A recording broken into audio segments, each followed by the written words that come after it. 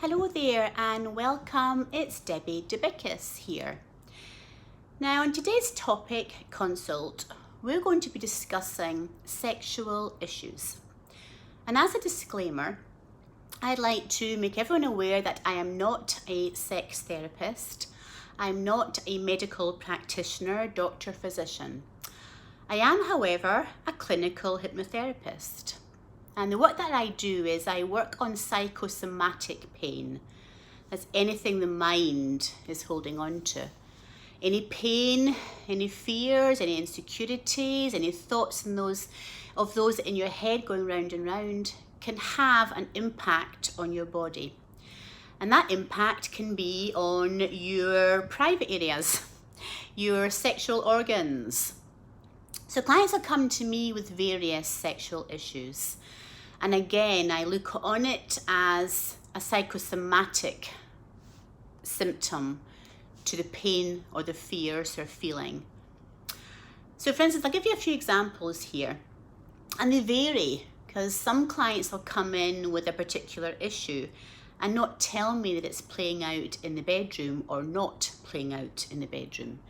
And it isn't until they get the trust and confidence and confidentiality trust with me that they'll then say, by the way, I think this could help me with, and I go, sure it can. Or clients that come to me and say, gosh, I was having isolation and insecurity issues, and now that I've got more confidence, my sex life has just hit the roof. I don't understand it. And I say, no, it's all linked together. So for instance, somebody might come to see me and say, I've never had an orgasm. And this happens, believe it or not, a lot more with women than men. Or men will come to me and say, I had a great sex drive, we had good lovemaking with my wife, or, I've got a great sex drive and, I've never a problem. When I want sex, I go for it, I plan it, it happens, I don't plan it, it happens, and it works. But it stopped working. And I'll say, what do you mean by that? And they'll say, well, it doesn't reach an erection or premature ejaculation. And when that happens once, that can really scar people. So the thought becomes in their mind, oh my goodness, is it going to happen tonight? I'm going to pick somebody up, or I'm going to be with my girlfriend, my boyfriend, my wife, whatever. It doesn't matter. It's not going to work. It's not going to work. And you know what? It doesn't work. Because that one event when their sexual organ has let them down holds on to them. Shame, embarrassment, failure. So the more that they think of that, when they're getting amorous and getting in the mood, something's like, ain't going to work tonight. What are you thinking? Setting yourself up for failure, And what happens the minute you say that to yourself? That thought plays out. So people will come to me and say, I don't get it. It was working fine until boom, boom, boom, boom, boom, this happened. If you can relate to that, then listen on. Because it's not the act itself, it's the thought that you have about the act beforehand. And again, that can happen with erectile dysfunction totally.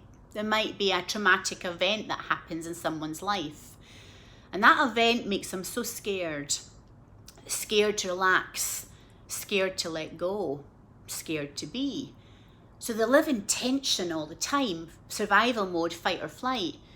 And they function, they're robotically, and they function, they'll do their job, they'll do what's expected and what's needed. But that's a survival mechanism, that the way they're living. So when it comes to the emotional level and they want to let go, they're programmed to just keep tense and keep tight. And when you're tense and tight and holding on, that doesn't work with letting go sexually. And reaching an orgasm is a source of letting go. So they may enter sexual intimacy connection for so far, and then it'll go limp. And they're like, what's going on? Or they will go so far but not manage to reach an orgasm. They're like, what's happening?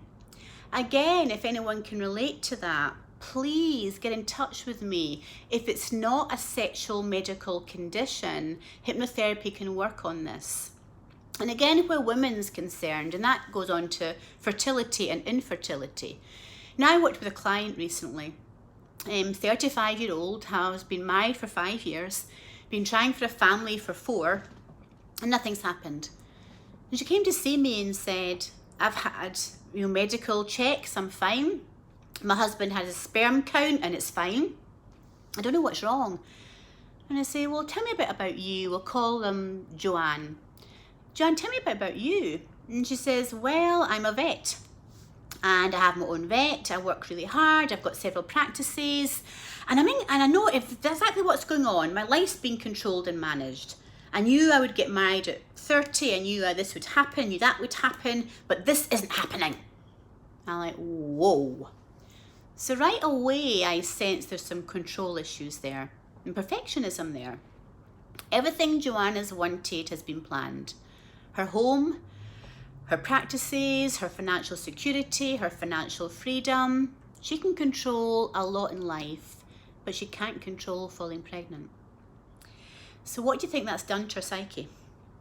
It's just validated things in her. You're not enough, you're doing something wrong. And the minute that validates her negative, she gets scared. When she gets scared, her body has an amazing way of holding on. And it does. It holds on to those wonderful eggs that are so ripe for fertilization. I tell you, the mind's so powerful, guys, so unbelievably powerful. It also can affect you in other ways. It can affect you in the opposite way, whereas clients that come to me and say, oh my goodness, I have nothing wrong with my sexual organs, they work great. But it's my partner that will say to me, you're not with me. And I'll say, okay, talk to me. That's a sexual issue.